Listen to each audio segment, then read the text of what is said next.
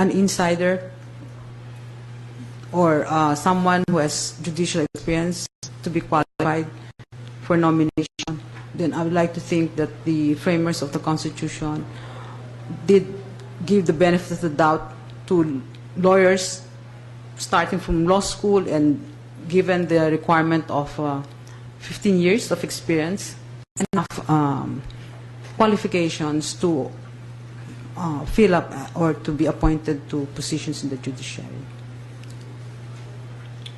If you are appointed Chief Justice of the Supreme Court, what would be your judicial philosophy? As I said, my judicial philosophy would be probably characterized by what Honorable Member Attorney Mejia said, that I will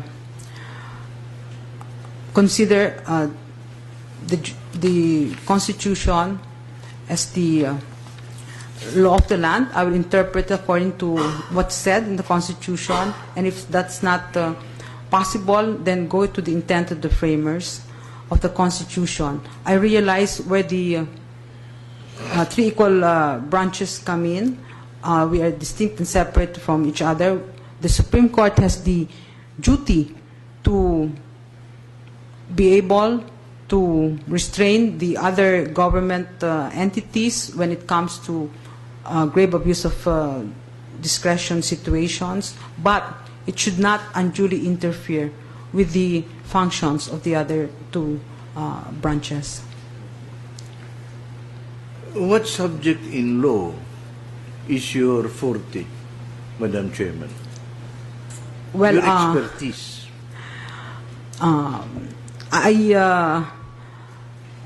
I thought I'm teaching, well, I stopped when I got appointed. I taught remedial law subjects like appellate court practice, civil law procedures, special proceedings, and all that. But if you're asking me about areas of law, I did do or handle a lot of cases involving contract law, public bidding, telecommunications. I even handled aviation cases, and I did a lot of estate cases. Practically the whole gamut of the law. You did not maybe mention, that was my... you did not mention criminal law. Criminal law. It's ironic, Your Honor, that I did get the highest marks in the bar for political law, where I got 97. And then for remedial law, I got 94, I think. And there was one other subject where I was told I also got the highest. But my lowest was criminal law. But fortunately, when I went to practice, that was where I thought I was most successful in. I was given the opportunity to handle a lot of criminal cases. I was able to get the first conviction for the piracy of cassette tapes. I also was able to get the first conviction for fake clothing, a case of unfair competition. And I did handle a criminal case for double murder and frustrated murder, and the person was convicted, although after I presented evidence, he did change his plea to guilt. I'm asking all of this because you have to realize that the Supreme Court is a court of general jurisdiction, and so it's not enough that you're an expert in one part of the law. Yes. You should be well versed in all other subjects Yes, of law. So, have you handled any heinous crimes like rape, murder, kidnapping, and all this? Yes. We also got appointed the official for a kidnapping for ransom case.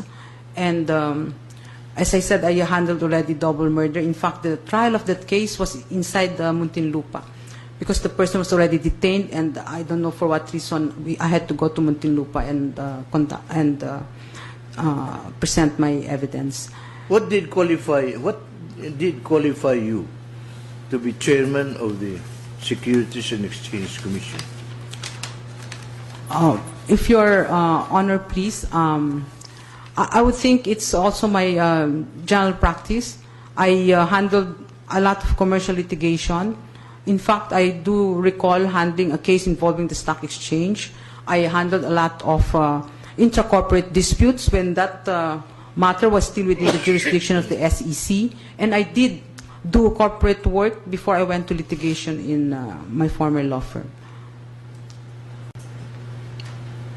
In other words, the chief executive considered you as an expert in corporation law. I believe so, Your Honor. Now, going to specifics, can an unlicensed foreign corporation doing business in the Philippines sue before the Philippine courts, taking into consideration the GTE, the Piatco, and other cases? What I recall from jurisprudence, that unlicensed foreign corporation cannot sue if it has not gotten the proper license. But I do believe that there's also jurisprudence that says that... So Piatco, GTE cannot sue? Piatco cannot sue?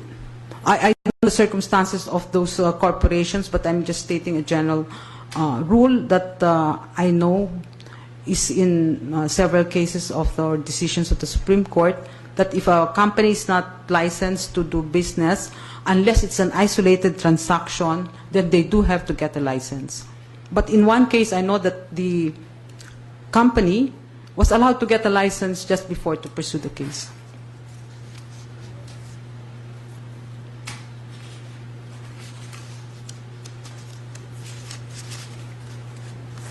So if the problem of GTE and Piatco comes before you,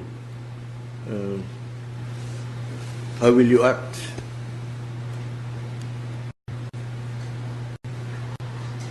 Well, first of all, if they would be represented by ACRA, I guess I have to disqualify myself. Does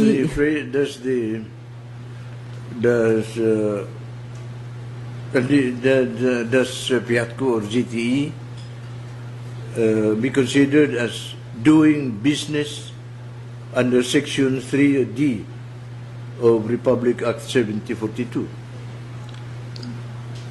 The definition of doing business is rather broad. Even just soliciting or offering for sale your services would be considered doing business. But if, as I said, they haven't had that activities on a regular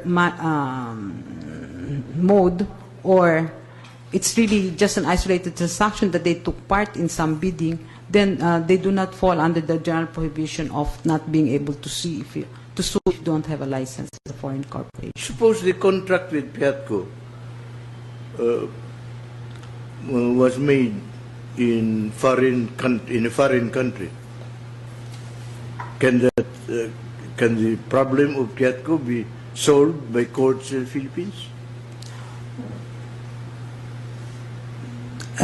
Usually, Your Honor, if the contract was made abroad, if there's no arbitration clause, then they could, I think, sue in the Philippines, if that's their choice, because the subject matter of the contract involves a Philippine project.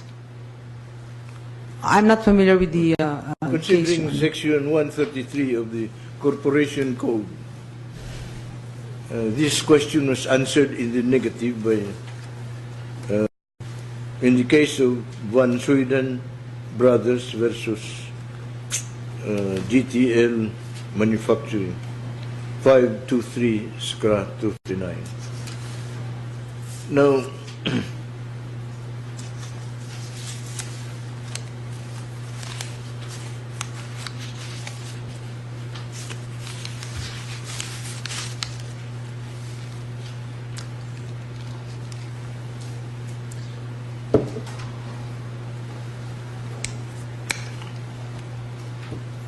you have never applied as a Justice of the Court of Appeals? No, Your Or Honor. Justice of the, or Associate Justice of the Supreme Court? No, Your Honor. Not yet.